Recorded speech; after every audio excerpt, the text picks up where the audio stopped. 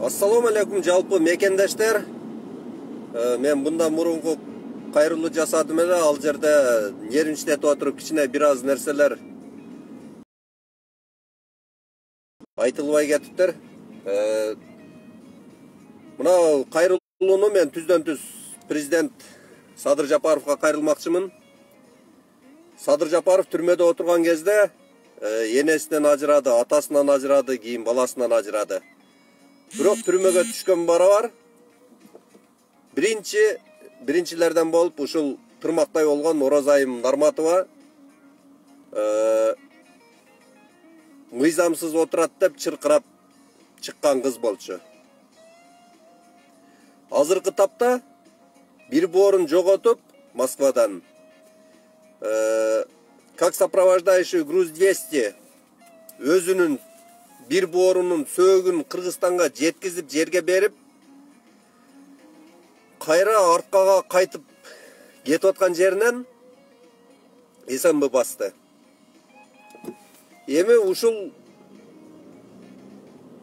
бийлик тараптан болгон кармап кетти дейбизби, же камаган аракет кылып атат дейбизби, эмне себептен алып кетти? Бул өтө арсыз, өтө уят нерсе. Кечинекей тырмактай болгон кызга тең келип, ал кыздын ушу камаганы мен эч качан туура көрбөйм да. Бул нерсе менен адилетсиздикке барат деп ойлойм. Адам бир жерден бир үйгө кирип туз таткан болсо, ал үйгө келип 1000 жолу салам бер дейт. Бул жерде салам бермек турсун, кайра наоборот камап жатат. Болбосо Садыр Жапаровго биринчилерден болуп ушул чыркырап чыккан кыз болчу. Эми бул жерде саясаттан сырткары адамгерчилик деген нерсе жашаш керек адамдачы. Кезинде жардам кылган, кезинде мен атыман кичине сүйлөгөн, кичине эмес, Кудайга шүгүр эле сүйлөгөн, бирок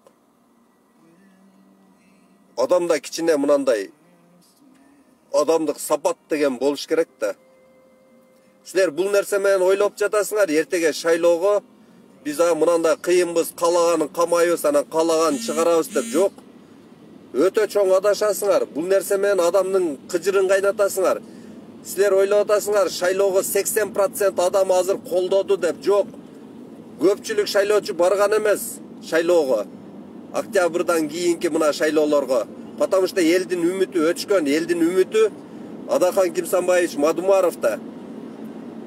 Ошол себептен биз барсак деле, барбасак деле добушубуз баары бир асманга кетет деген. Эми мына азыр ушуга окшогон кадамыңар менен кайдыгер болгон Адахан Кимсанбаевичтин колдоочуларын силер наоборот дем күч берасыңар. Силер ошол жагын эске алып атасыңарбы? Кайсыл кадамды ушуга келип туура кылдым деп ойлоп атасыңар? Силердин кадамыңар эч качан туура болбойт. Туура кыла албай атасыңар, акылыңар жетпей атат. Силер наоборот акылдуу адамдарды алып, ошол жака чыныгы элдик президент болсоңор, мамлекет түптөгөн аракет кылмаксыңар. Ар эки сөзүңөрдөн бир сөзүңөр жалган. Чындык ачуу болот. Садыр Жапаров түрмөдө отурган кезинде ушул сөздү көп айтчу. Чындык ачуу болот. Уккуңар келбесе, кулаңар жабып алгыла деп жогорку кеңеште дагы айткан сөзү бар. Эгер мына ачуу чындыкты уга албасаңар, мына азыркы бийликтегилер силер дагы кулаңарды жапкыла. Чындык силерге жакпайт.